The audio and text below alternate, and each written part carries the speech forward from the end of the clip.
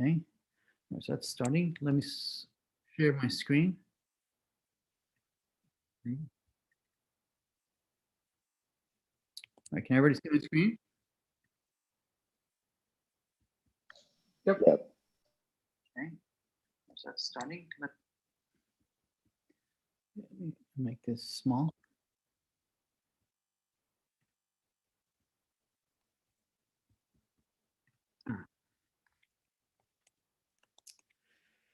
Let's see, something in the chat. All right, good.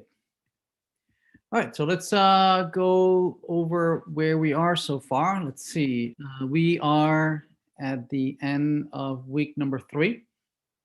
And the topic for this week was to create databases. And we introduced the week with the new assignment about creating databases, where we asked you to create a couple tables and also create some relationships between those tables. We gave you a couple examples on how to do it, and then asked you to go ahead and do it on your own. And that's, I believe it's due next Tuesday, right? Next Tuesday. And so, yeah, so let's finish up the material for creating databases today. Although I think everything we've seen so far is plenty for you to complete the assignment. And I think the assignment has plenty of examples on how to complete it. Also today is the first quiz, quiz number 1, designing the database. So the material for the quiz, as the name suggests, is material that we saw last week. That we did UML class diagrams. We created one-to-many relationships. We did some composition and aggregation. We did one-to-many, many-to-many. We did reify. So you should expect those kinds of questions in the quiz, as we mentioned earlier this week. We'll ask you, we'll give you some UML diagrams, and we'll ask you about it. Okay, all the questions are multiple choice. I don't believe there are any fill in the blanks, but in later quizzes you should expect some fill in the blanks. So the quiz was available, I believe, since this morning, early morning, and it will be available till tomorrow at midnight. Okay. If you're having trouble, please text me. I'll be available all day. If you have any questions, reach out to me, and don't feel free to give me a call. Right? I'm going to put here on Canvas my phone number. The chat. I'm going to put here my phone number. This is my personal phone number. If you have some kind of emergency, if for some reason I don't know, you lose connection, or the browser dies, or you're in the middle of the quiz and something goes on terribly wrong, let me know. We can maybe reset the quiz for you, and you can restart it, and we can certainly look for mitigations. Okay, so let me know.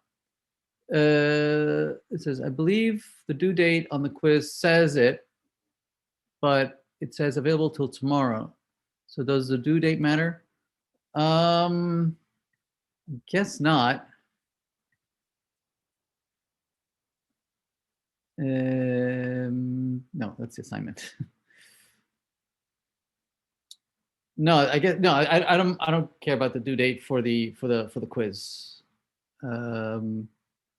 Yeah, no, it's available till tomorrow. Edit. Is there a different due date?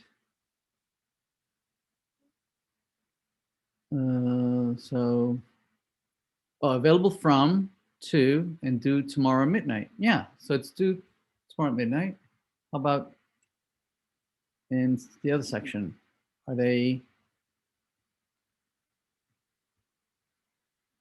correct? I think so, right?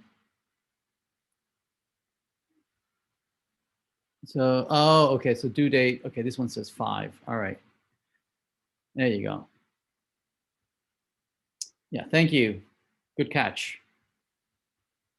But yeah, due date doesn't matter, really. It's just available. It's available till tomorrow. Okay. All right, so let's continue with today's material. We had let's see, module.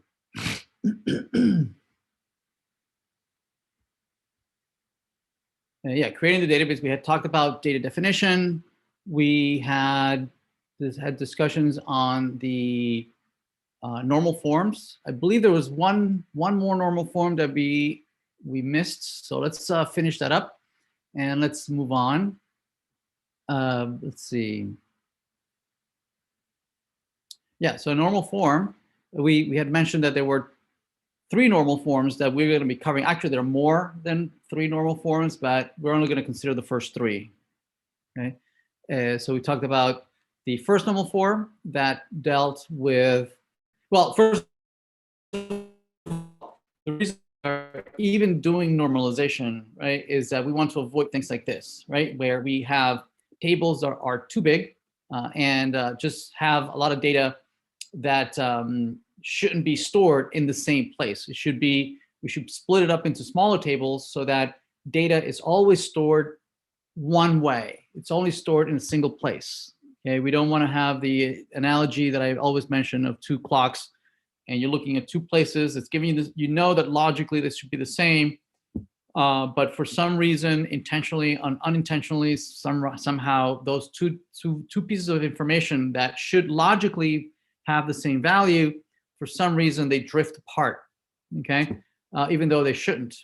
And so whenever you see this, logically, right, when logically these should be the same, and there's no way to enforce it, right? There's no way to enforce that this is this should be the same, and that so you could inadvertently make changes here that should not be there. So we want to avoid that, because then you would have inconsistency, right? If you ask it one way, you get one answer. If you ask another, you get a different answer, and that would be unacceptable.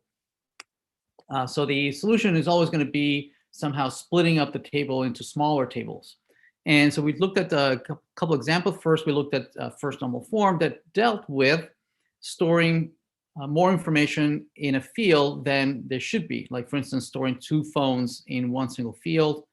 Different options we saw, right? Or having multiple columns, or having multiple records for the same, for storing just a small piece of information, but causing redundancy in the other fields, right? So we saw that those were unacceptable solutions, and we said that instead we should split it up into smaller tables, right? And that's what we did there. We also looked at the second normal form that dealt with primary keys that were combined primary keys, right? Keys that were compound primary keys that were made up of 2 fields instead of just a single field.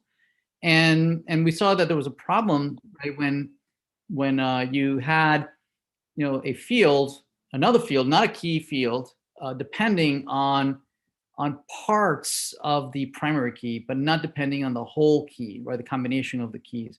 We see that this field over here, the seats field, does depend on both of them, right? Because depending on what semester, one course can be one value for seats, and for another semester, it could have some more seats. Yes, same thing here, right? It should be could be different, and so yeah, this value depends on both logically.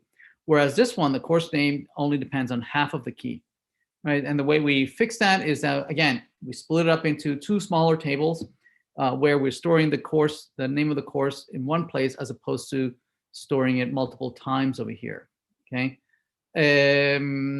Yeah, this one doesn't have a problem, right? Because it's this 150. It's okay that it's different, right? It's okay that it's different because for one combination of course and semester, it is okay for this to be 100, but then for some other combination, it is okay for this to be different. But programming here, notice that we have some redundancy here, right? Because this one is depending only on half the key. It would make no sense to have the course be different, given that it's the same course but a different semester. It cannot have a different course name. So this programming here should logically always be programming, but there's no way for us to enforce it. It would be there's no way for us to realize that it is different, right? That somebody misspelled this into a small m, right? Logically, these should be the same, but there's no way for us to enforce that they are the same, right? Unless they are a primary key, for instance, right? That is taken from a enumerated data type or something like that, right?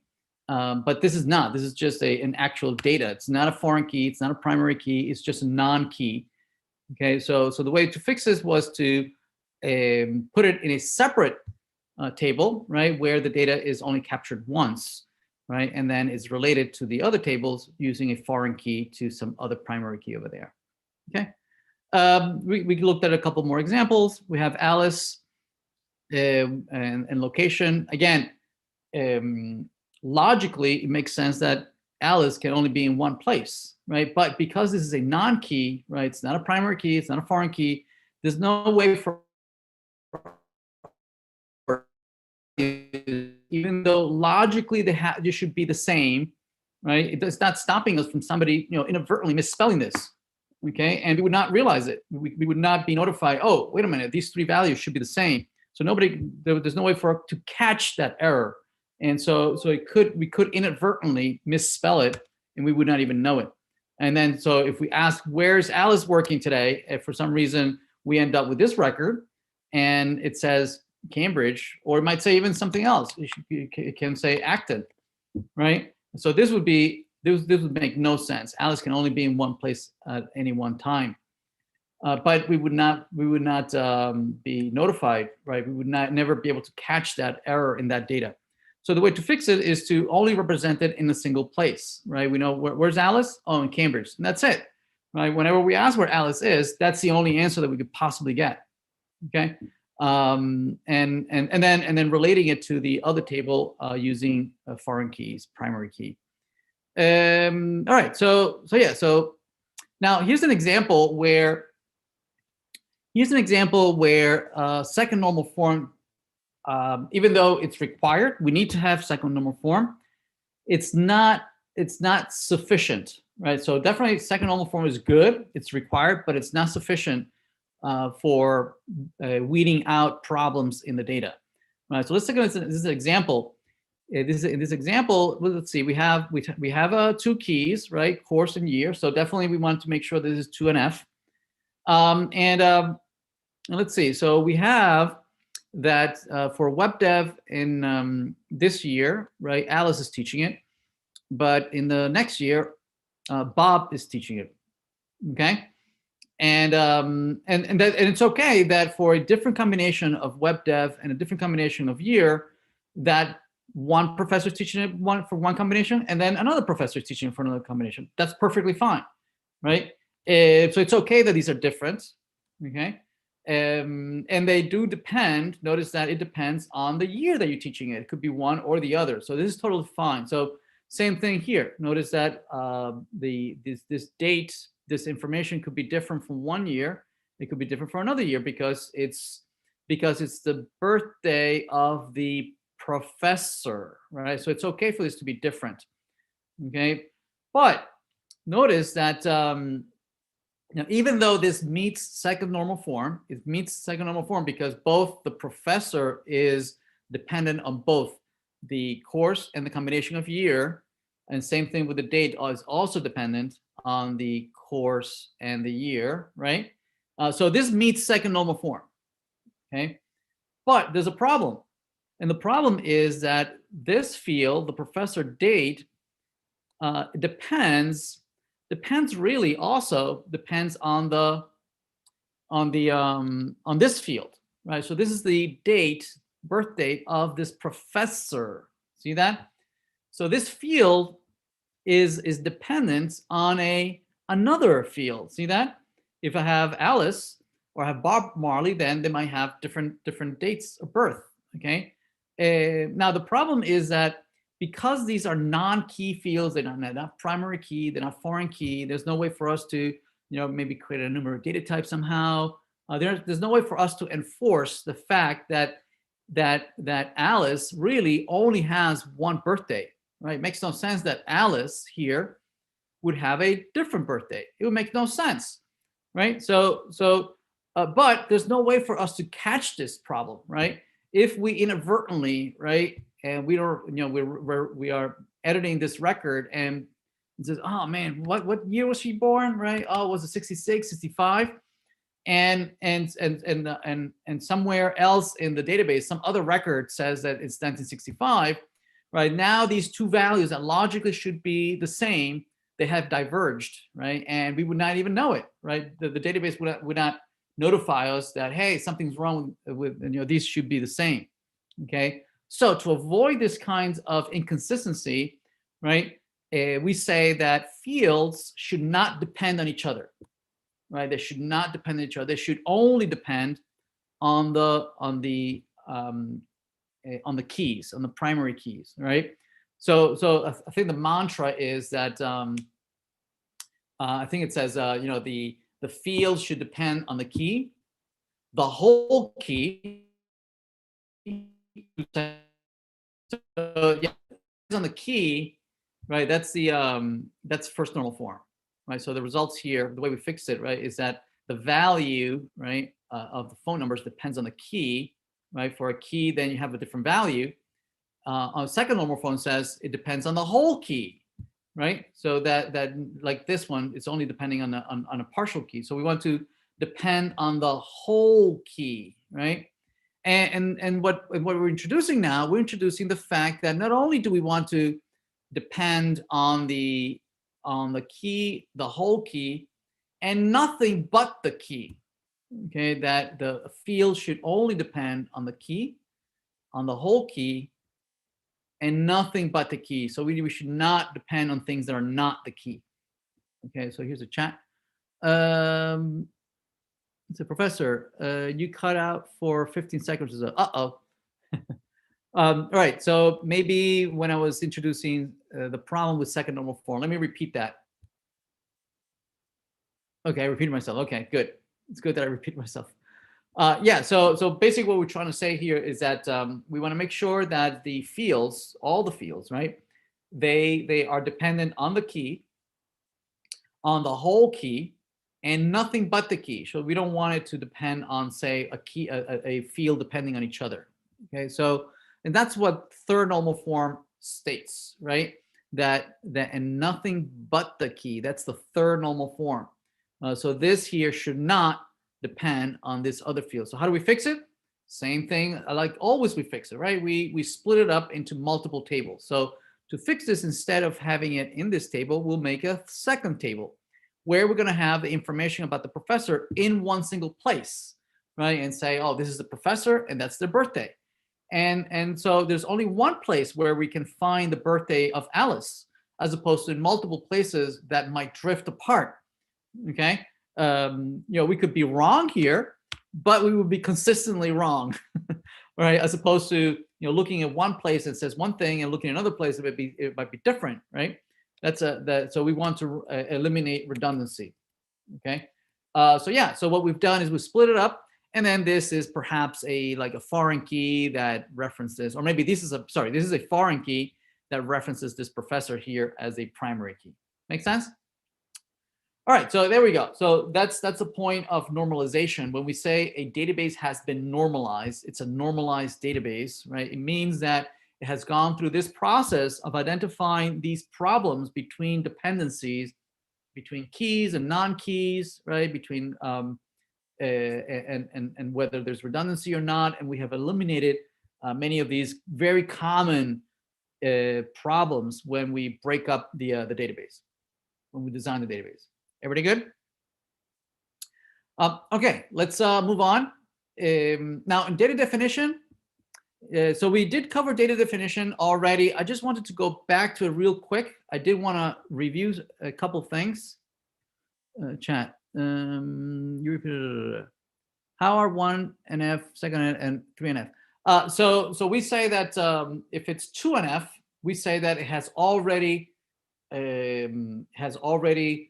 met the first normal form, right? So a second normal form, if you have fixed a second normal form, then by definition you have already met the 1NF definition, right? If you have fixed 3NF, right, third normal form, then we say that you have already fixed second normal form, right? So if you if you make sure and you're fixing for third normal form, right? It's by definition you are including the other two, right? So something that has gone through 3NF, we say that it meets the earlier ones as well. Are they the three parts of the statement? Three parts of the statement. Do you mean on the key, the whole key and nothing but the key? Is that what you mean, maybe?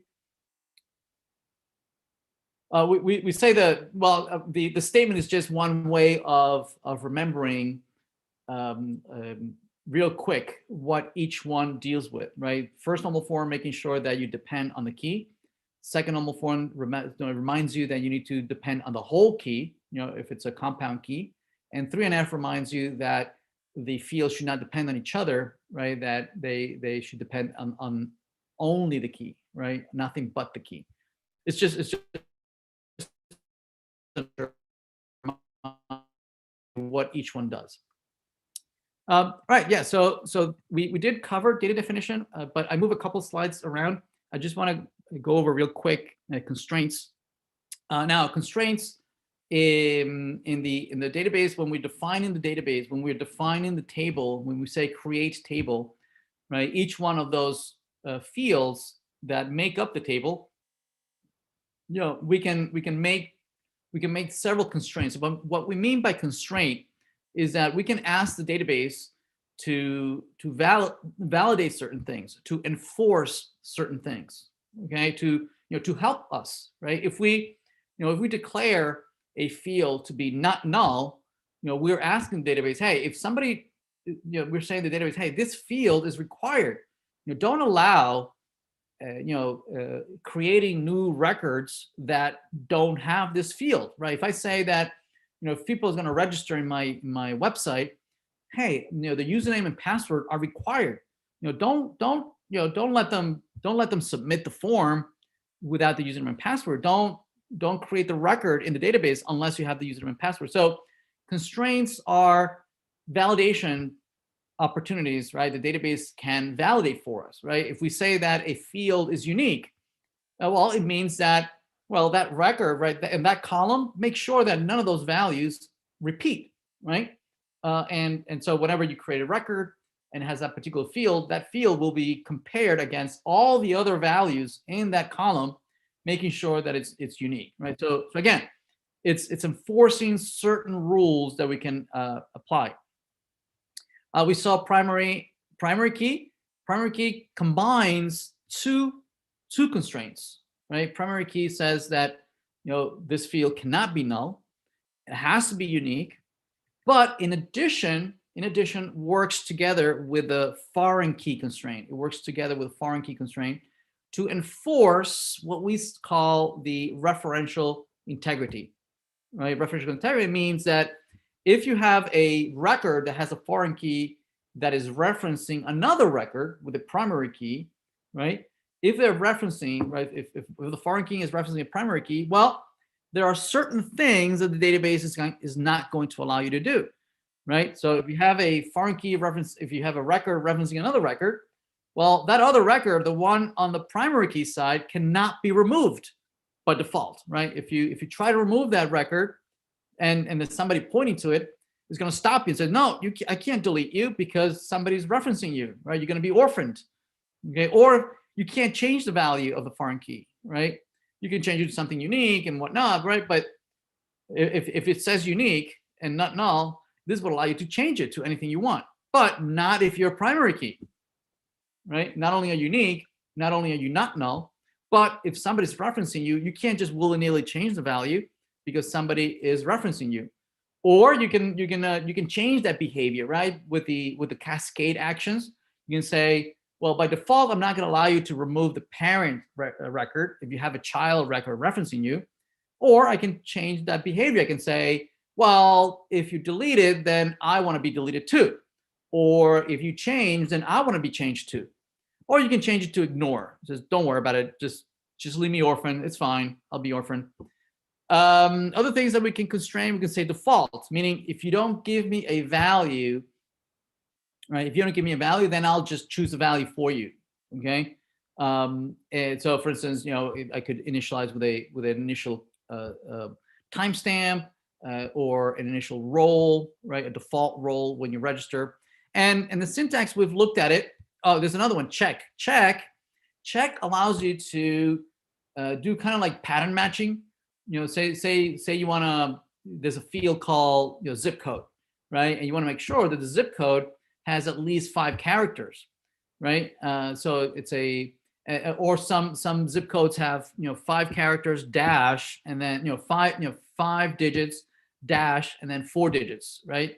So you can do something like pattern matching and regular expressions and make sure that it's a correct format, things like that. So check allows you to do that. It also allows you to check, for instance, you know, it can be a number, and the number can't be negative, right? Or can't be, you know, like you can check for minimum, for maximum, things like that, right? So check, you can validate, you know, records that you insert. So here's a couple of syntax on how do you do it.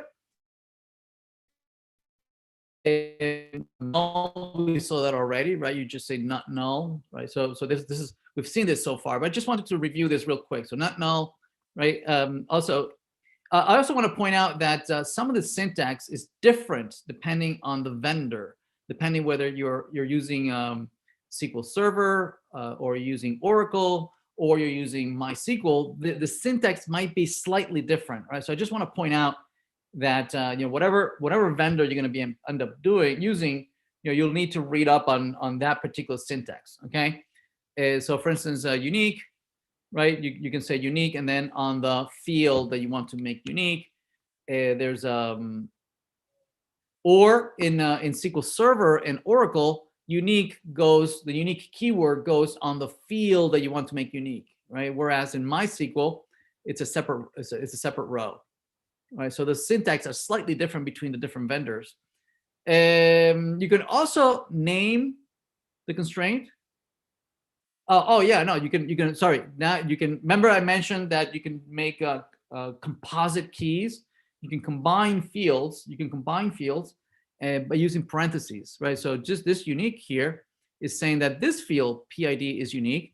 You can also say unique and then provide a parentheses, a collection of fields, and say that the combination of these 2 fields should be unique, right? Which is useful to create compound keys, which we'll see in a minute, right? You can also name your constraints. You can give them names. It's optional. You don't have to name your constraints, but usually it's a good practice to name them.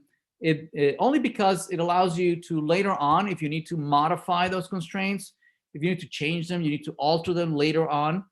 The way you would alter them is by referring to the name. If you don't have a name on it, you're not going to be able to alter it later, right? So it's a good practice to name your constraints.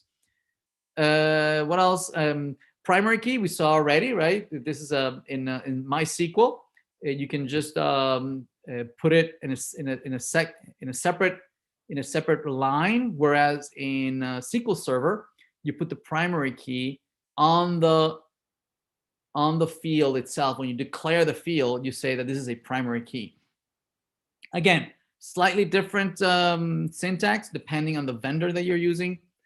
Another one here. Here's composite keys. Composite keys, you can put them in a parentheses, right? You put them in parentheses, and now it's a combination of keys that need to be unique. And also foreign keys can then now refer to the combination of these 2 fields, okay, which we'll see in a minute. Okay, so here it is, foreign keys, which we've been using. We introduced on Tuesday. We introduced on Tuesday, right? That they can refer to primary keys in a different table. But let's see. Yeah, foreign key, this is in SQL Server and Oracle. The syntax is slightly different. And you can name the foreign key using this constraint and then the name of the constraint. And finally, the foreign key, if you are referring to a primary key that is a composite key in the other table, right? You can combine them just like you would combine the primary keys, right? In the parentheses, you're saying that these two fields locally in your table, right, together are referencing some other table, the primary keys on that other table. That other table has 2 fields that have been declared as the primary key, the combination of the 2. and I am referring to them. I'm saying that these two fields are referring to those two other fields over there. Okay. Default, right? We mentioned that default allows you to establish a value. If you don't give it a value, right, it will default to that value. Auto increment, we saw, right? It allows you to just tell the database to come up with a value for you, so you don't have to come up with it. You can get the date, right? You can ask in MySQL, you use the keyword current date time. In SQL Server, you can use get date. Yeah,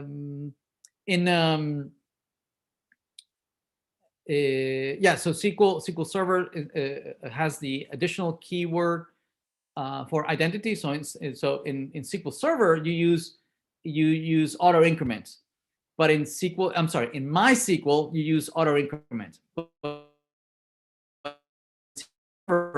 To account of incrementing the value of a field, you use the keyword identity. So in MySQL, it's auto increment, and in SQL Server, it's identity, and it does the same thing.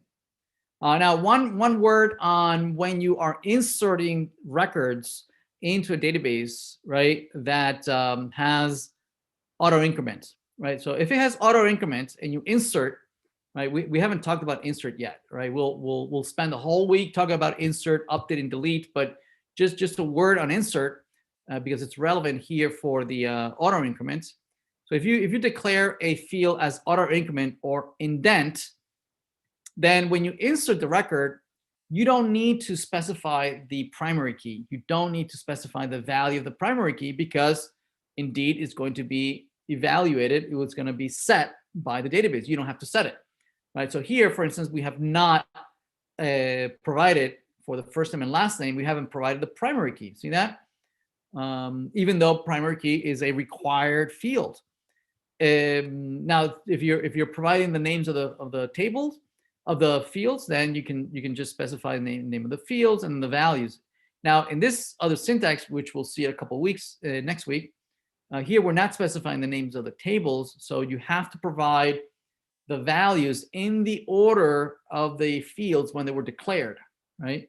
So since primary key usually is the first field, right, you have to provide a value for that. But because if it's auto increment, you can specify null, and null, that will trigger the auto increment, right? So that it will, go from 1 to 2 to 3 to 4 and so on and so forth. All right, Oracle sequence. So Oracle sequence doesn't support auto increment. They have instead what is called sequences, where you can create a really big sequence of consecutive numbers, right, from one minimum value all the way up to some maximum value. And then you can then use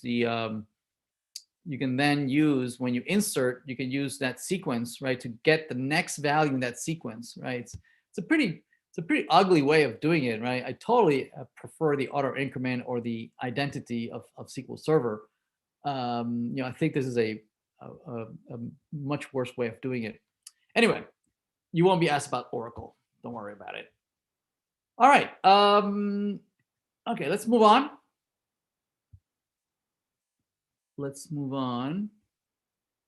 Any questions? Let's see on the chat. Let me check the chat. Yes, you have a question? Oh no, this is from before. Okay, so let's talk relational algebra. All right. So we've been spending. Yes. Just like with all these like tables that we're setting up, often on like projects, how many separate like tables will you have? Like when are you dividing everything too much? Or right, you could be over engineering, right, or over designing. It does happen, especially if you does the Oracle one restrict the upper bound of how many records?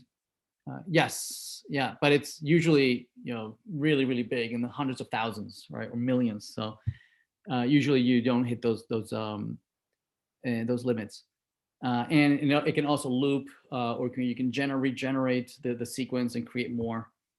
Yeah, So over designing. So yeah, it does happen. Very much like when you're doing in any engineering fields, right? We have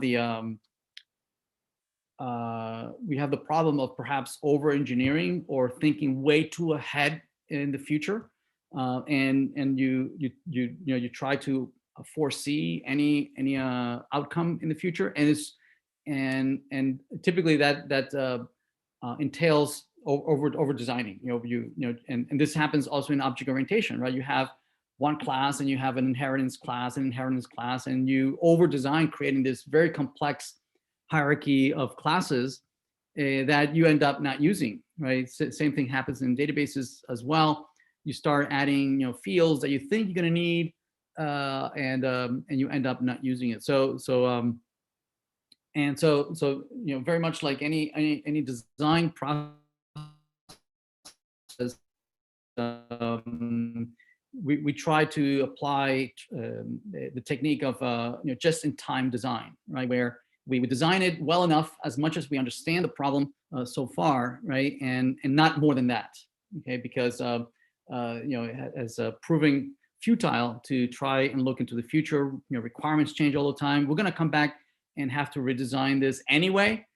So why design it so far in advance when we really don't know the problem? So as far as we understand it enough, in a reasonable, then we design it and we build it, and then we get into this iteration of refactoring, right? We have to understand that we will come back and have to refactor some things that we might have designed, and as we understand the problem, that we're gonna have to come back and redo a couple things. So you always put null in the place of the auto increments value when inserting. Yes, when you're inserting, when you use the syntax that you don't provide all the names of the fields, where you only provide the values, then yes, you have to provide null for the auto increment or values that you want to skip over, right? Anything that might have a default value that you don't have a value for, you can put null, and we'll either leave it null, or if it has an auto increment, it'll set the value for you.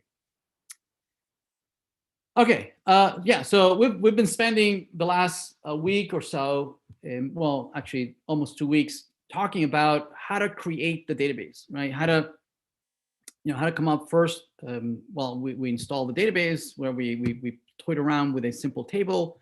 We designed it using UML class diagrams and with boxes and whatnot. We created those tables, or we're in the process of doing that. For the next couple of weeks, right, starting now, we're going to start talking about once you have data, once you've created a database, right, and somebody we've populated the data, we've stored stuff in the database, right, and stuff in there. So how do we retrieve that data? How do we ask for that data back?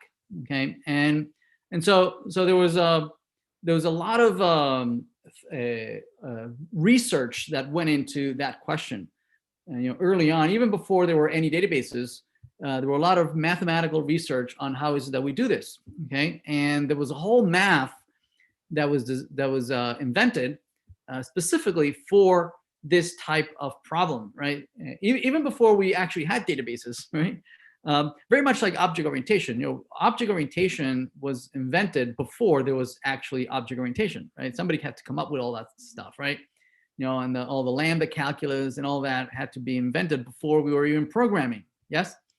So same thing with databases. And so relational algebra was invented by Edward Codd, right, in the 70s, and he established the theoretical foundations of how is it that we're going to interact with databases when we retrieve data from the database, right? So he came up with the following set of operators, right, that we can use to retrieve data from databases. So he says, well, we're gonna need an operator to be able to select, right? We need to if you think of data as being this set that contains data points, right? I need to be able to say, well, out of all these data points, right, and there might be hundreds, thousands, millions of data points, I want to be able to retrieve a subset, right? A small subset of those data points that meet some criteria. Okay, I want these, but not others, right? So I want, you know, if this is a set of employees, then I want the employees who have from a particular department, right? Or are working on a specific project, right? Or are between some salary range. So select allows you to return data points or records that meet some criteria, right? So we say that retrieves the records, you know, all the records, all the columns, all the fields, but remove some rows, right? So if you have one table with hundreds and thousands of rows, I only want a subset. I only want 10 of them, right? That meet some criteria. Okay, so project is the operation that that, you know, you give it a set of rows. Say you've squished, you know, from hundreds of thousands of records or rows, you've identified 10 rows that you want. Well, now those rows might have a whole bunch of fields, right? You know, it might be some employee, and there's tons of stuff in there. You might obviously first name, last name, middle initial, date of birth, the date of hire, their salary, you know, how long have they been there, any awards. I mean, there might be tons and tons of things and records in there, right? But you're only interested in a subset of those fields. You only want to know their first name and last name. That's all you care about, right? Or maybe their salary, and that's it. You don't care about all the other fields, right? So project allows you to squish, right, horizontally. So select allows you to squish vertically, right, and say, oh, well, I don't want the whole table. I want a subset of the tables, of the records, right? And then project allows you to say, well, I don't want all the fields. I only want a subset of the fields. Make sense? Okay. Sort allows you to do exactly what it says, right? It, you know, organize it, reorder it, right, so that it's ordered in a specific way, right? Maybe by salary, maybe by phone number, maybe by last name. You know, you want to sort it. Okay, so these are all single table operators, meaning give me a table and then I can operate on that table. Yes? Here's a couple more. Rename.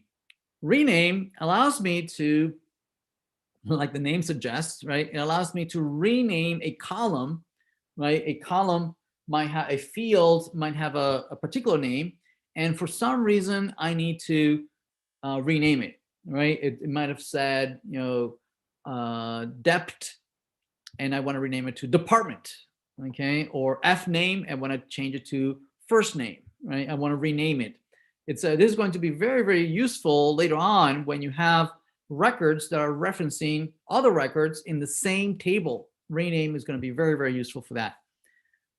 Extend is going to allow us to create virtual fields, right, or virtual columns, right? Like for instance, you might have you know, you might have a field called first name. You might have a field middle initial. You might have a field called last name, right? And you want to, for instance, you know, fill out a form, fill out a letter, and you want the whole full name. So how do you?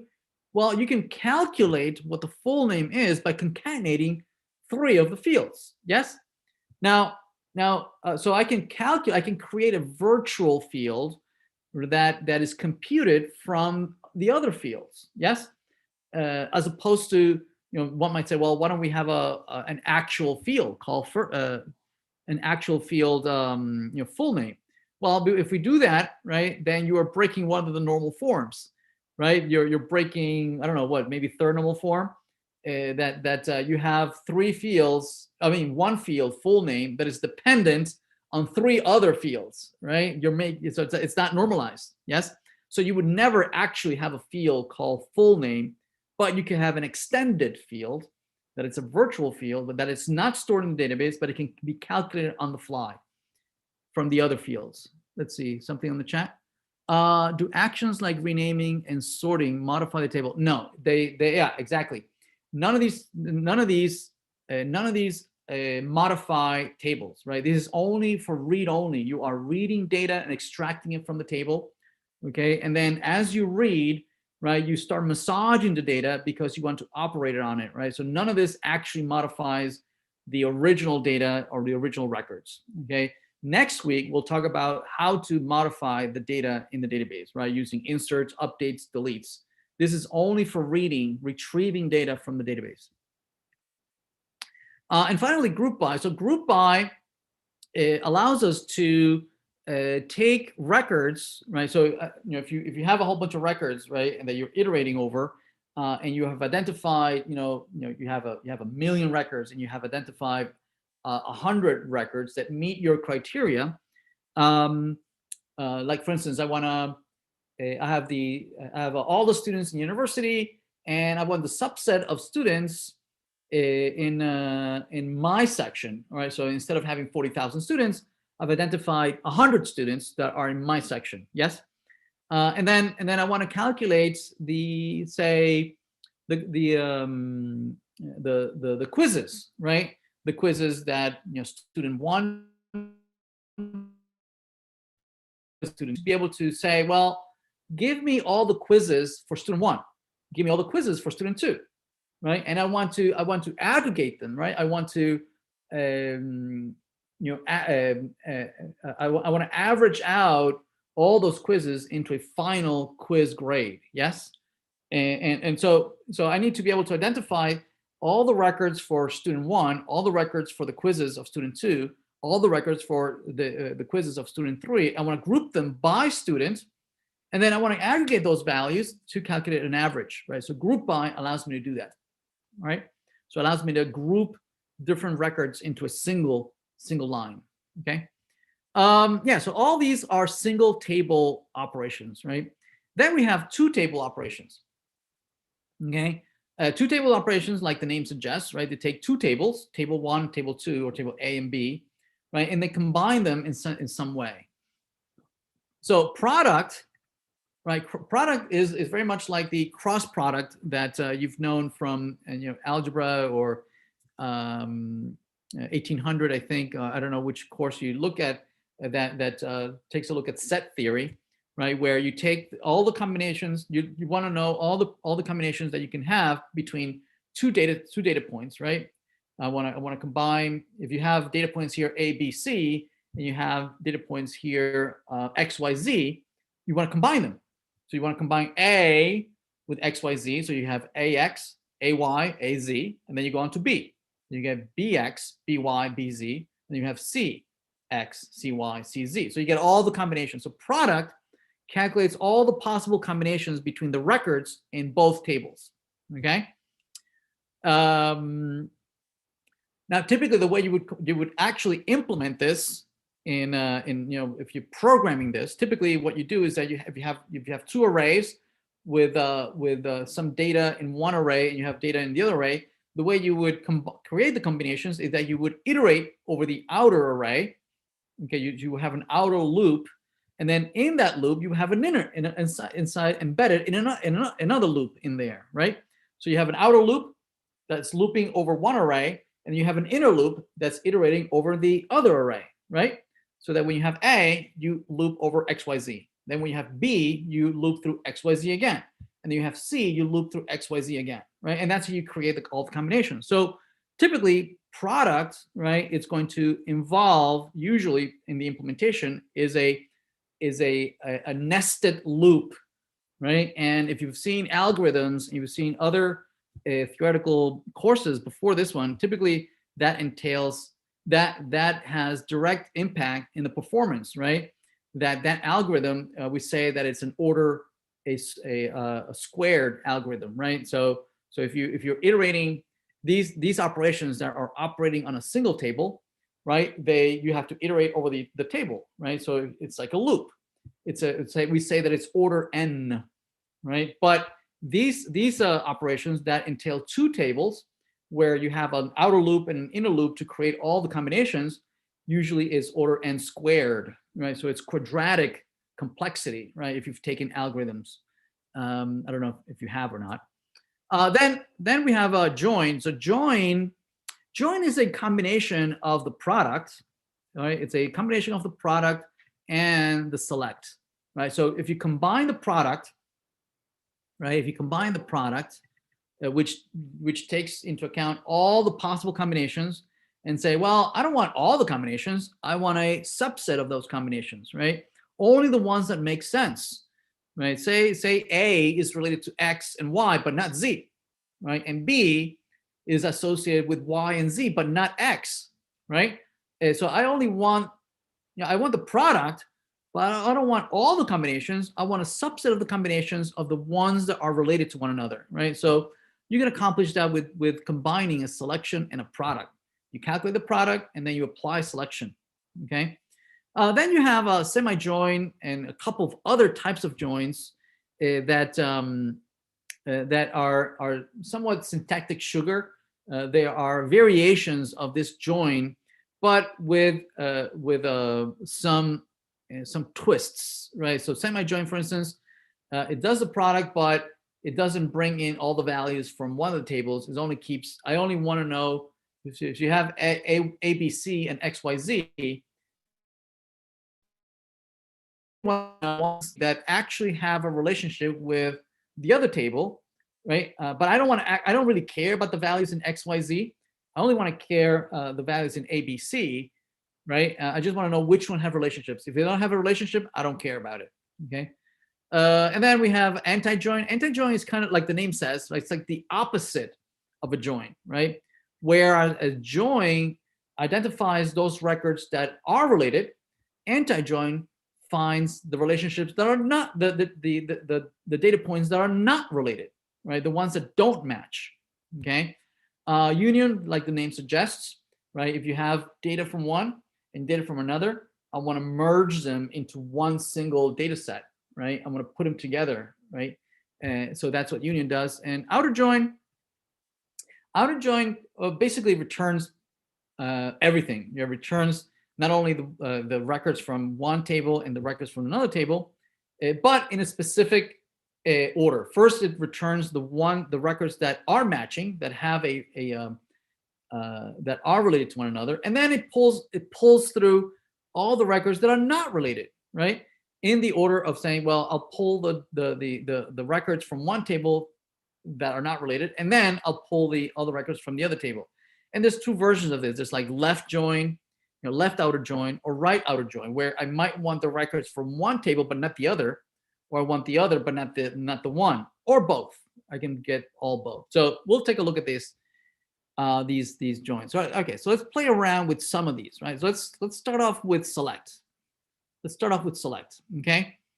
Yeah, so like the name suggests, right? It takes a table and a predicate as an argument. Right, here's an example. I'm taking, here's the function select, and it takes as argument a table that has records, obviously, it has records, and then a predicate. A predicate means something that can be evaluated to true or false, right? It's an expression, right, that is going to be evaluated against all the records in that table, right? It's going to say, okay, well, out of that student, right, that might have, thousands and thousands, 40,000 records of students, I only want the ones whose graduating year is 2004, right? So, and then the select identifies all those records, okay? And here's an example of what that query might look like, right? Students who graduated in 2004, and this is how you would implement it, okay? Now, notice that there's an assignment operation here. See that? And say it's equal to Q1.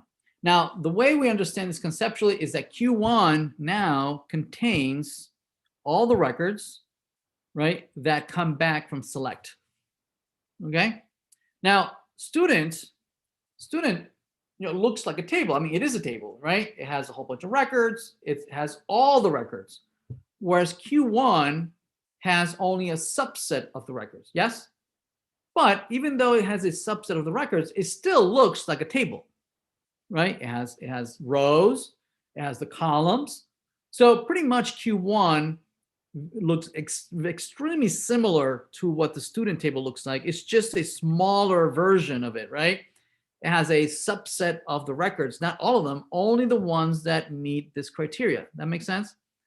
So in essence, Q1, right, could be treated as if it were a table, right? So this Q1 could be used in another select, right? Right. So maybe you want to, do first want to filter by department, then I want to filter by city, then I want to filter by salary or whatever, right? So I could use Q1 as an input to another query if I want to do additional filtering, right, and so on and so forth. That makes sense? And we'll practice that in a bit. All right, so notice down below here we have kind of like this mathematical version of this query, okay? And that's why we call it algebra, right? We have these mathematical expressions, right, where we're using S sigma, right, for select, and it takes as argument the student, and down below here the nomenclature is that we put the predicate down below by the right hand side of the sigma. Okay. All right, so let's take a look at a couple examples. Here's another select, right? Again, we're selecting the English version here, right? It says students who graduated in 2004 with a major of 10 or 20, meaning whether they graduated in computer science or they graduated in chemistry. Yes. And so notice that now we're introducing the fact that we could do maybe some kind of Boolean expression, right? Some logic here, right? This could be an or, it could be an and, it could be a not, right? It could be any one of those valid Boolean expressions, right? So here's an example where we are retrieving data from students, and the predicate is that we are anding together two sub-predicates, right? We're saying that graduation year is 2004 and major is 10, right? So we're saying, retrieve from me everybody who graduated from 2004, but for a specific department.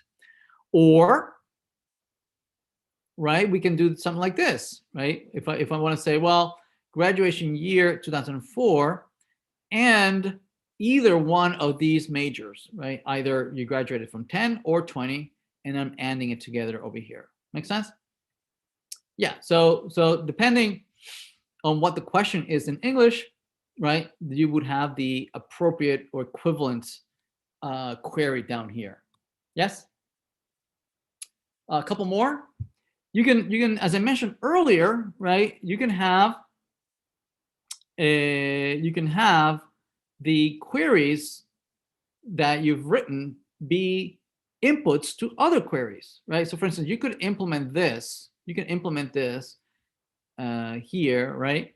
Instead of implementing this as a single query, you could implement it as follows, right? You can first do this query, and the resulting query could then be the input of another select, right? That filters on the major ID. Okay, that would be an alternative, right? Where one is the input of another, one query is the input of another. How does it determine which records to pull with the or if both exist majors? If both exist majors, is it random? If both exist. Oh, if you're saying that if you're allowed to be in two majors, well, in this case, it could be that the student is enrolled only in one record. So I want all the students that graduated in 2004. Yes, but some students graduated in chemistry and some students graduated in computer science. I want both of them, right? So it would retrieve both of them. So it's not random, right? It's iterating over each one, and it's comparing each record, saying, I'm looking at the graduation year, and I'm also looking at the major ID. Are you 10 or 20, right? If you're 10, I take you. If you're 20, I take you too. If you're 30, I don't want you. Yeah.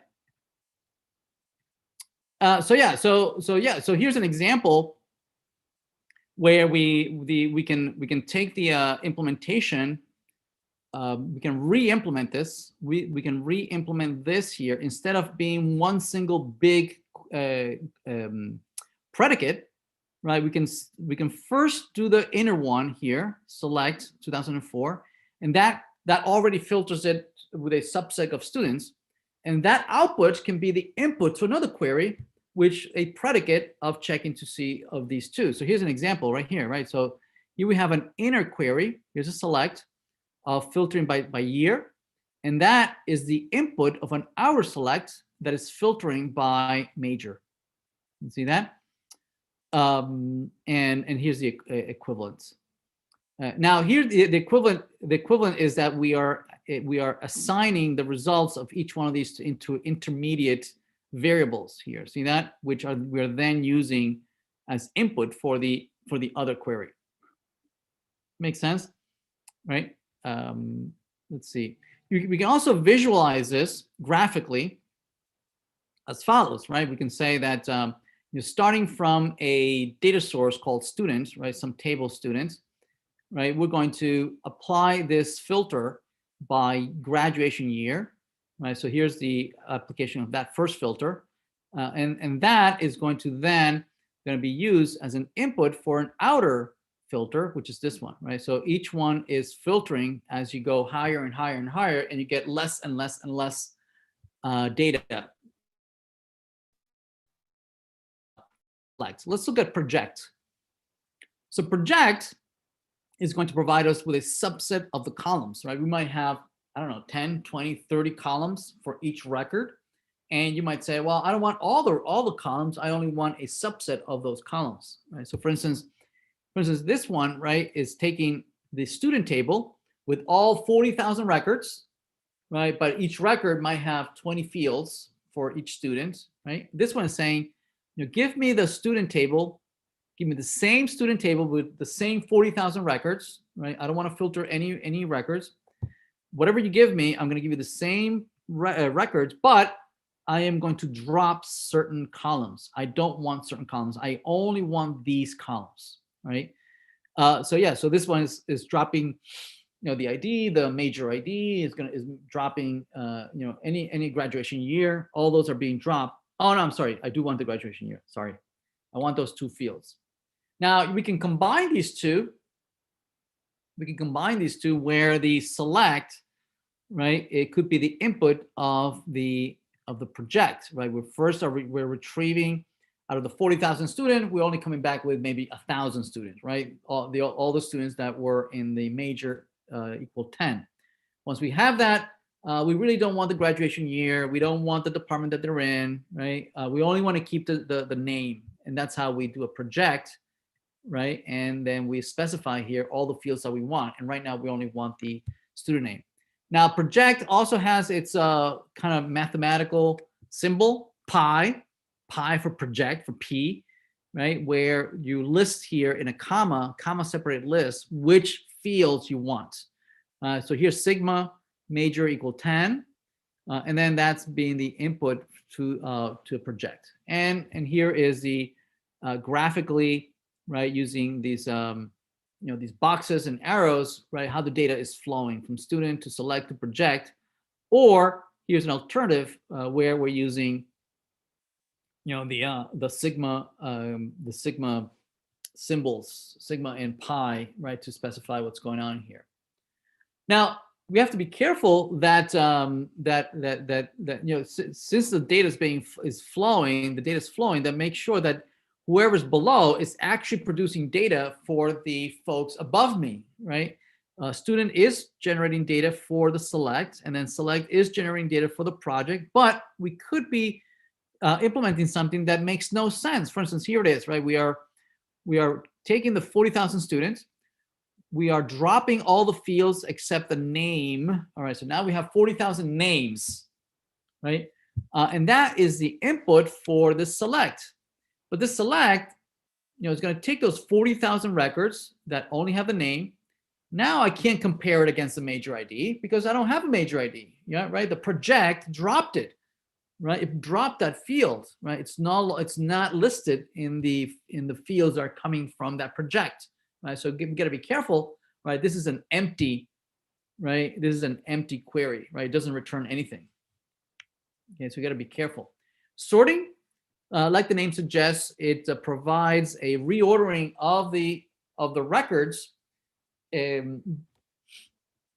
where it takes the records, right, and then you specify which fields that you want to sort by, right? you want to sort by, and in that order. First, order by or sort by this field, and then those fields can be further sorted by another field. Okay. Now this doesn't actually reorder the records in the database, right? The database is order independent, right? In mathematics, it would be a set, right? Set are order independent. There is no first element, right? There's no last element. They're all equal order independent. But sort allows me to give some order, right? Maybe I want to see things by last name, or I want to see them by phone number, right? Or by semester, or by date, right? So sort allows me, us human beings, right, to see things in a particular order, only for our consumption, only for our use. Okay. Rename takes a table or a query, right, and then renames one of the fields in that query, renames it to a brand new name. Okay. So here we are renaming the field S name. We're renaming it to major. On for self joins. Also, it's going to be useful when you do a union of tables, right? Where you have some data in one table and data in another table, and now you want to make it into a single table, right, or single result set. One of the requirements is that the fields have to have the same name and they have to have the same data type, right? So rename allows me to fix half of that, right? Rename it so that they match.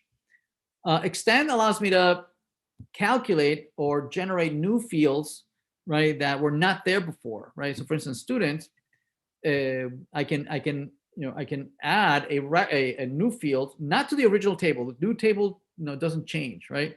But I can generate a new table, a virtual table, on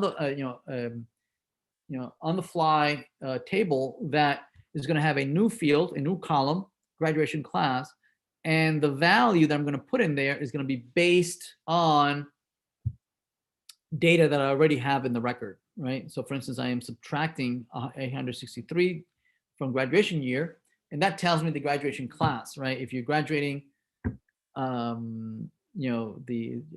you're graduating in 1867, right, that will tell me that you're the 4th graduating class, right, and the 5th and the 6th and so on and so forth.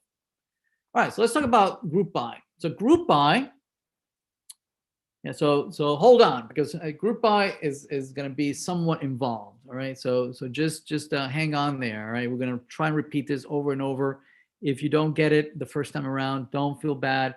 Right, it's non-trivial to understand this. So please stop me and we can take a look at it again.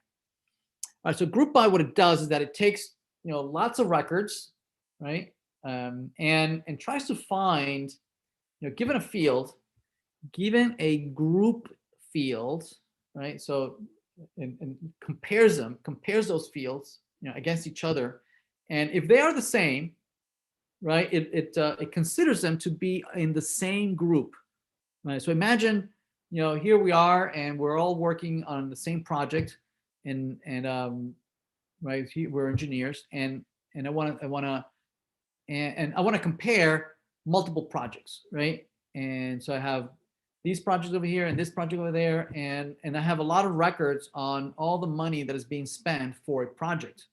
Yes. Well, I want to be able to say, well, give me all the projects, group them by project ID, for instance, right? That means that here are 20 records for project ID, here are 30 records for project ID 3, and here's 40 records for some other project, right? And now I've identified these 3 groups, group them by project ID, because the project ID is the same within those groups. And then I can aggregate. I can apply some aggregation functions, right? Where I can say, all right, well, take those 30 records and now average out, right? And tell me what is the average amount, or what is the total amount, right, of the money that you've spent in that project. Or I can say count. I can say, well, how many are in that group? So all those are functions that are aggregate, those 30, 40 records into a single result. Okay, and so that's what group by does. It allows me to group the records that are in the same table. So for instance, here's taking a student, And again, these might be 40,000 records of students, and I might have, I don't know, I might have 10 majors, right? Now, so those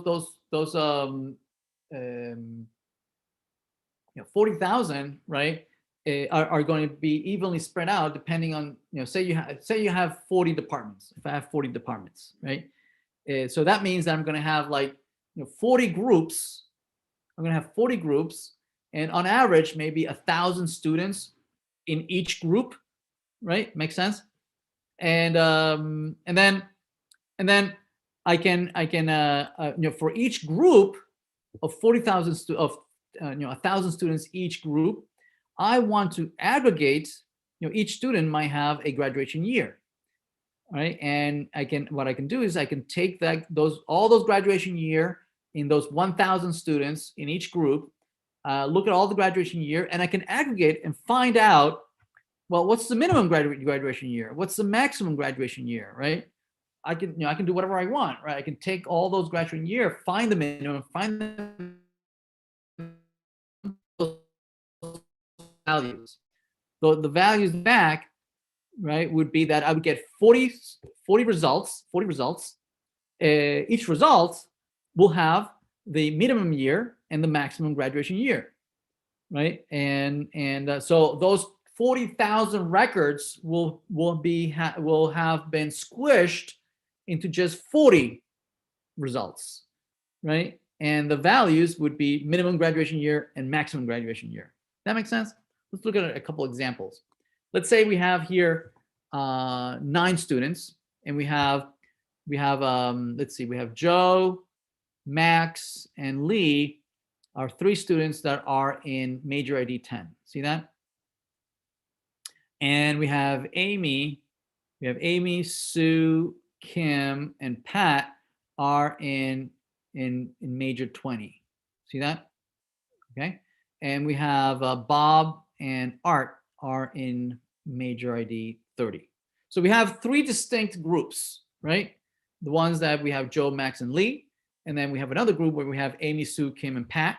And then we have Bob and Art. If we are grouping by the major ID, let's group by the major ID. All right, so that gives you 3 distinct groups. Okay. So I just reordered them. I just reordered them also so that we can visualize this, right? So we have here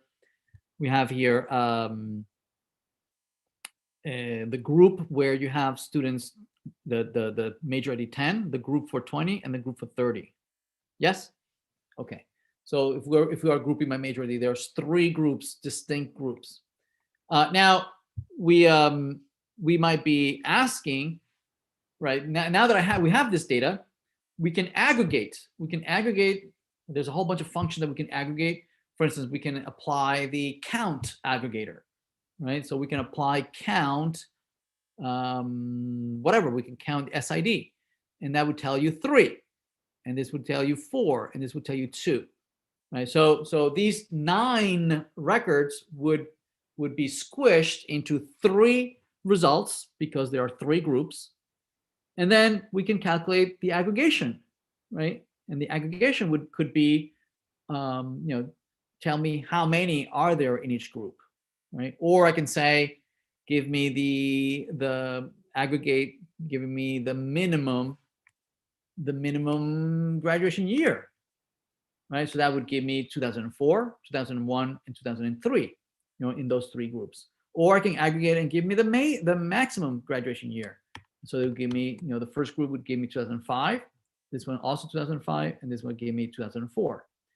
I could do the average graduation year. So it would give you the average of these 4 years, the average of these 3 years, and the average of these 2 years, right?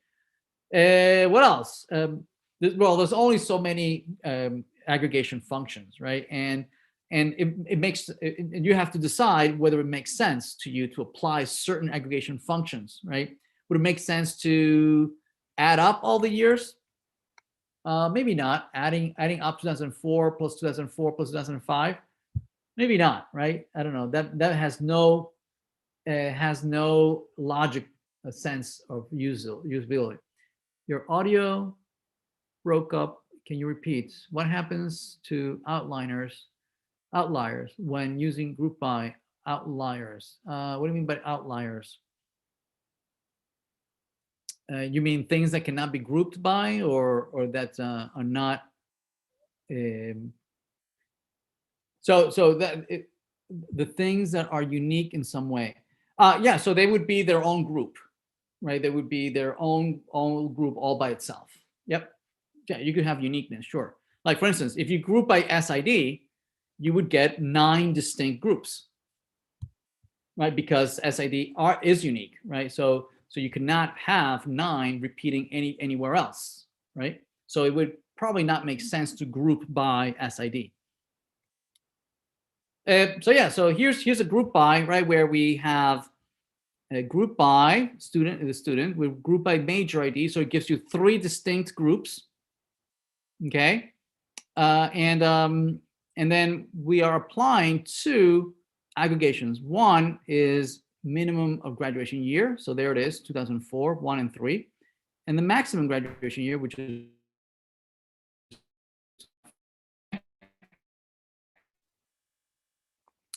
so let's you can also group by multiple fields, right? For instance, you can group you can group by major ID and group by graduation year. What it means is that when the both values are the same, then they belong to the same group.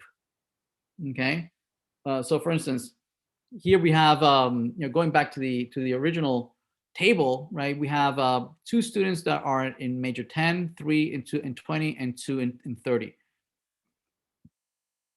Okay. Oh, wait a minute. No, here's the original data. Here's the original data. So say we're not grouping only by major ID, and that gives us 3 groups. But we are grouping by major ID and graduation year. That means that here's one group, right? Here's one group. Here's another group all by itself, right? Because there's no other combination of 10 and 2005. Here is another group right here. There's no other combination 2004 and 20. Here's another group. There's no other combination of 20 and 2005. Here's another group of 2001 and 20. There are 2 records in that group, and these are distinct as well. These are distinct. Okay. Now, for each one of those groups, we would like to count, right? Again, count is yet another aggregation function. Right? And we can say, well, count, and we can count whatever you want. We can count the major IDs. So it tells me that in this group, there's, how many would you count? Well, you would count 2. In this group, you would count just 1. Here, you would count just 1. Here, you would count just 1. And here, you would count 2. This, you would count 1 each. Make sense? And you come out with this results over here, right? So here's the combination of 10 and 2004. There's 2 of those. 10 and 2005, there's only 1 of those, right? And it's only 2 that you have 2 there. Make sense? Yeah, there's 2 and 2 and 1. All right, excellent. There's a couple other edge cases. What if you can group by the whole table? Say, yeah, you do not give any grouping field. If you don't say that you want to group by major or major in year or group by project ID or group by anything, and you don't provide any grouping field, well, that means that it's going to treat the whole table as if it were one big group. Okay, and then what that's useful to what's useful for that is that you can then apply the aggregation on the entire table. Like, for instance, I want to count all the records. How many records do I have? Well, I can group by with an empty group by field, and then I can say count the primary keys, for instance. Or I can do averages, or I can do minimums, or I can do maximums, right? I can add them up. Okay, here we are aggregating using min. What is the minimum graduation year of all the students that are in the entire school? Okay. So in this case, right, if you group the entire table, right, this would be one big group, and we can then apply and find that indeed 2001 is the smallest value in this one group. right? You can go the other way around. You can say that you don't want to aggregate anything. You don't provide any aggregation functions, right? And what this does is just displays the distinct groups, right? So basically, it just displays the distinct major IDs, right? So it'd be 10, 20, and 30, and that's it. And they're not being aggregated whatsoever. Okay, so it would come back with 10, 20, and 30. Okay. Now, some of the things some of the aggregations, right? Especially if you're aggregating foreign keys, right? Foreign keys allow for repeats. Like for instance, this one, right? This is a student table, and these are foreign keys, right? That are referencing some other records in some other table. So when you group by this foreign key here, and say you want to count this, well, this would count as 3 in the group, and this would count as 4. But you might want to, for instance, maybe you want to count the years. And this would count as 3 years in here. But you can also say that I want to drop any of the ones that are repeating. Like if you have 2004 twice there, I don't want to count it twice. I just want to count it as 1, right? So each one of these aggregation functions have a distinct version, right? So you can count, which counts also repeats, right? So would count this as 3 years, right? But count distinct would count this as just 2 years, okay? So you have versions, regular versions and distinct versions. Nulls, remember I told you, I told you earlier that the null should be interpreted as in we don't know the value, right? We don't know what the value is. Somebody hasn't told us. It doesn't mean 0. It doesn't mean empty string, right? It's just that somebody has not even given us the value. So fields that are null do not participate, right? Do not participate in counts. Do not participate in any averaging, on sums, on min, max. Do not participate in any of those aggregations. So be careful, right?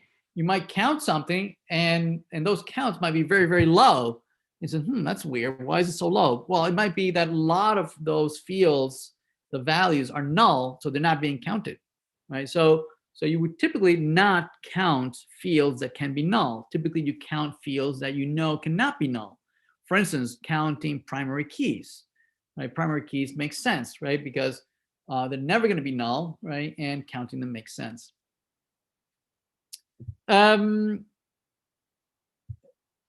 Okay, so here's an example on how you might use group by, right, to answer some interesting questions, right, that might be of interest. So let's just practice this and through several queries. So how about, right, the question in the chat?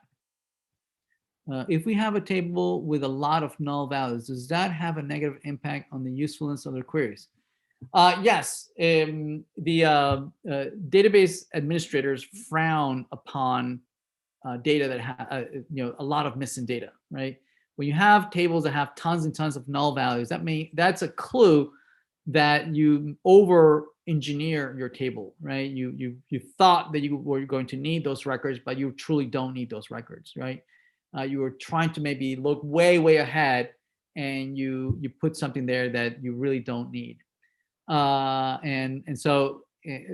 yeah, database administrators frown upon, they do impact performance. So let's look at an example here where we are first retrieving let's look at the question we're trying to answer. Most A grades in any section, right? So we want to know, right, for all the sections, what are the most A's that any section has gotten, right, across all sections. So how can we do that? Well, first we can extract those enrollments where the final grade were A, right? Remember that we have the student table, we have the section table, right? And then we have in between, we have the enrollment table, and the enrollment table has the final grade for every student that was enrolled in a section. Yes? So here we go. So Q18 has all the enrollments of which that student got a final grade of A, right? Now we can use that, right? We can use that as an input for another query, right? In this case, is group by.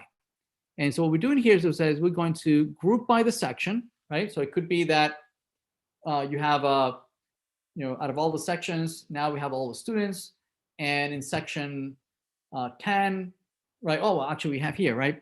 We have section 13. There was a student, right, who got an A, and in section 53, there were 2 students who got an A, right? So this is a fairly small data set, right? So that we can make sense out of it. So notice what we're going to do. We're going to take this as an input. This Q18 is going to be an input into this group by. So we're going to group by the section ID, meaning there's going to be 2 groups. This group is going to be group 13 and group 53. See that?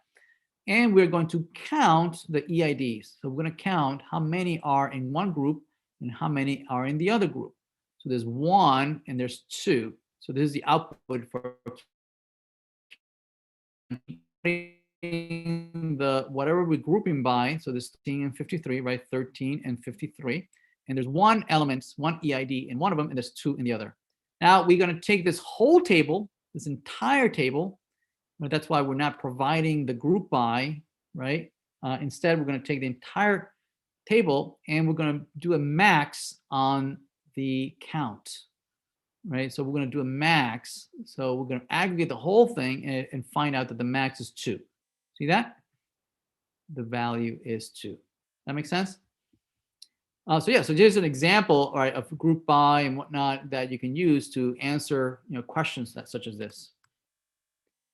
Graphically, you can look at it this way, right? You have the enroll, you first filter by grade, then you group by section ID, counting the IDs, and then you group by the result of Q19, then to get the overall maximum.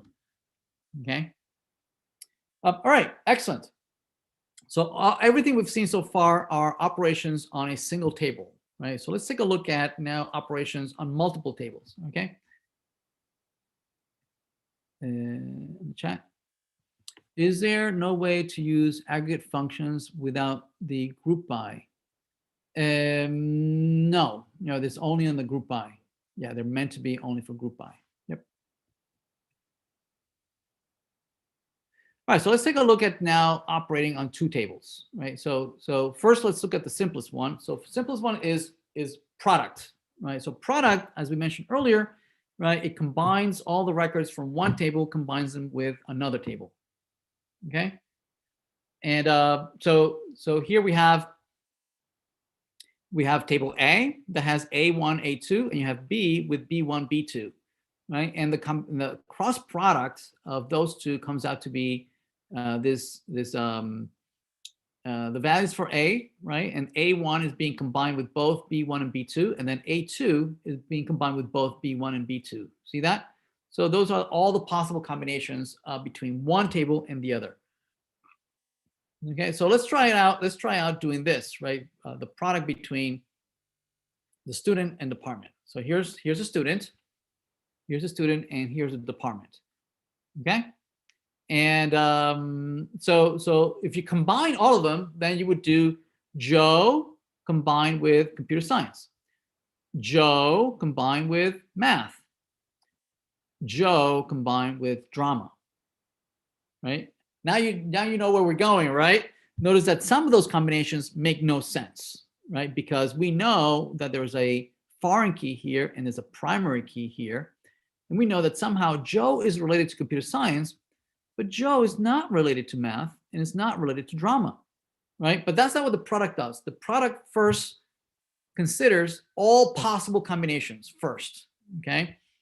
Right, so Joe with all these 3 records, and then Amy with all these 3 records, and then Max with all the 3 records, and so on and so forth. Now, remember, how would we implement this?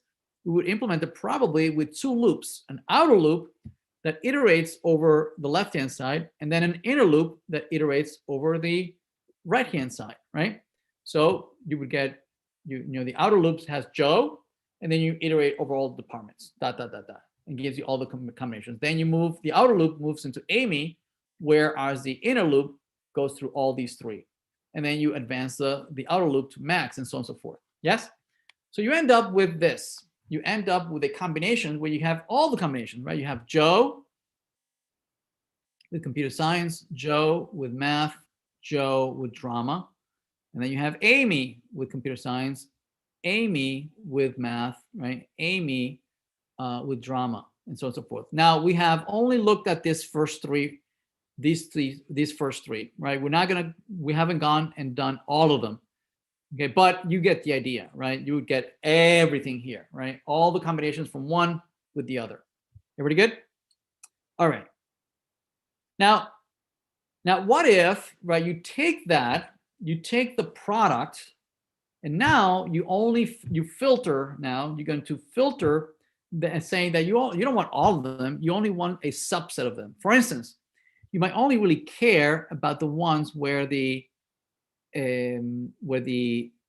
foreign key of major ID is equal to the primary key of the other, right? So we are first considering all the possibilities, but then we're going to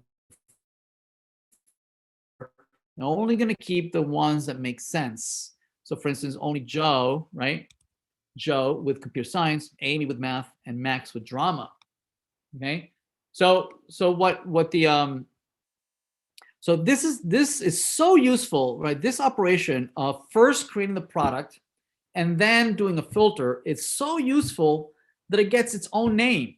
It gets its own name, and it's called join.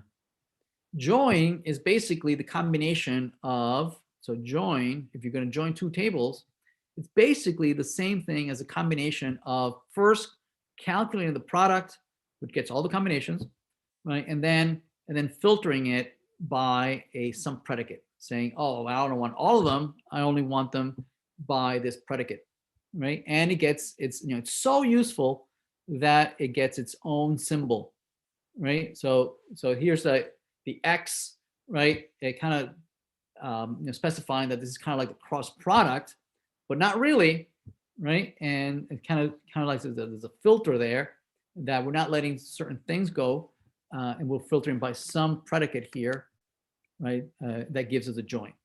Okay. So for instance, if I want to join, and so here's the syntax, right? If I want to join the student in the department on this, I want to join it where this foreign key is equal to the other primary key. Okay.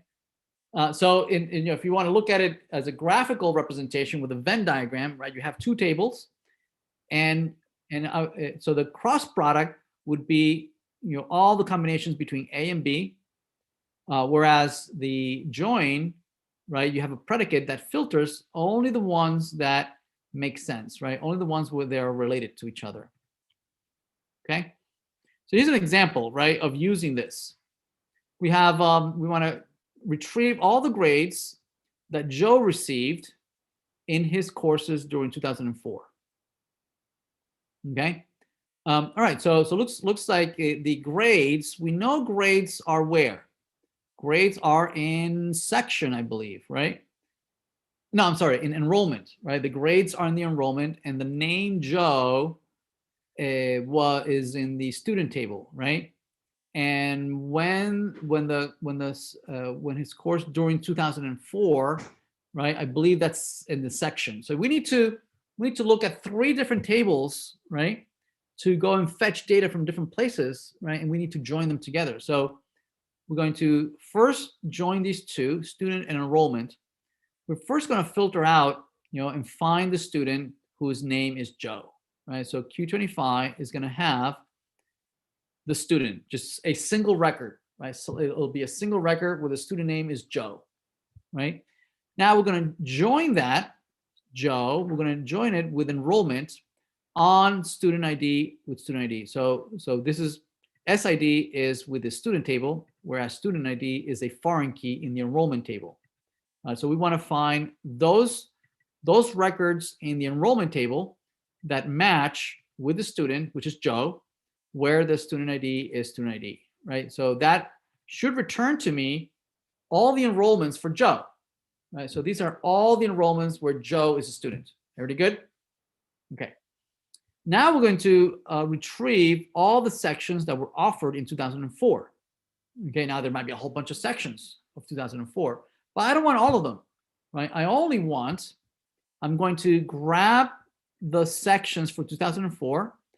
I'm going to grab the enrollments for Joe, right? And I'm going to join them. I'm going to join them. I know that the enrollment has a section ID, foreign key, and I know that the section table in Q27 has a section ID column. So I want to join on that. What this is going to give me, right, is going to give me those enrollments for sections of 2004 for Joe. And so I don't want Joe's name. I don't want the section ID. I don't want the section name. I don't want the enrollment. I don't want any of that. I don't want the professor. Right? This is going to bring in tons of columns that I don't care about. So what I'm using project to filter out, saying that given this Q28, which is bringing in columns from everywhere, right, from the student table, from the section table, from the enrollment table, I only want the column, the grade column, right? So only the grades column for Joe in the course enrolled in 2004. Let's see, a question in the chat. The point of product, when would you use what? Okay, what's the point of product? All right, so the point of product is notice that every time I've mentioned product, right, I'm going back to explaining how would you implement it, right? Right, the way, again, the way you would implement the product, right, is that you would have to iterate, or you have an outer loop and you have an inner loop. So the importance of telling you that it's generating all the combinations, and the way to implement it is with with a nested loop. The point that I'm trying to make is that every time you do a join, you're adding a nested loop. Okay. And so that means that you are incrementing the complexity of performance, the performance complexity of your algorithm that is going to retrieve this, right? Because you are considering all possibilities, right? If you're going to implement this, right, you have to iterate over the entire table on the left-hand side and match it with the entire table on the right-hand side, right? Even though you know that Joe is only really related to this, you're still going to have to iterate over the entire table on the left, considering with all the tables on the right. Okay, so you are considering all possible combinations, right? So basically, you are computing the product. Now, as you are iterating and looking at all the records combined with all the records, obviously you are filtering and saying, well, which ones match, right? But you're still going to have to go through the entire tables, because there might be something else that matches way at the bottom, right? There might be somewhere here, right, that there's another, Alice that is also in major ID 10, way down there. And the only way you're going to know is that you're going to have to iterate over all of them. So product captures that idea, right? Product captures that idea that you are considering all possible combinations, right? For us, is nested loops. And it increments complexity. If it's one table, it's order n. I just need to iterate over one table. If it's two tables, then it's order square, right? Order O n square, right? If it's three tables, right, then it's order n cubed, right? Because you have an outer loop, then you have an inner loop, and then you have another inner loop. So you're doing two cross products, right? That means that the time to perform this has exponentially gone up, right? And that's where we're going to be talking about later on how this affects performance and ways and techniques how to avoid having to get a big hit in performance when you are doing all these joins. Okay, where were we? Joins. Yeah, right. So this was join says go through all possible combinations of enrollment and students. Graphically, this is how you would draw it graphically, right? We are joining student and enrolled, right, on student ID, and then we're joining that with the section, right, on section ID, right, and then we are extracting the grade. Okay. All right, here's another example, right, where you have, here we have an employee, and you have a department, and we're going to join on the department name, right? And notice that we have here finance has references to finance over here, and sales has references, but product doesn't have any, doesn't match anybody, right? So the resulting is a mix of data that comes from one table on the left and some data that comes from tables on the right. See that? Right? It's a join. I'm grabbing data from both of them into one single place. Everybody good? All right, folks, we ran out of time. We'll continue next time, or next week. We'll talk about joining groups, and we'll finish this up next time. All right. If you could please take a look at these slides so that Monday we could, you might have questions, and so we can go a little faster when we meet on Tuesday. All right. All right, everybody. Thank you. Thank you. Thank you very much. Thank you. All right. Thanks. Thank you, Professor.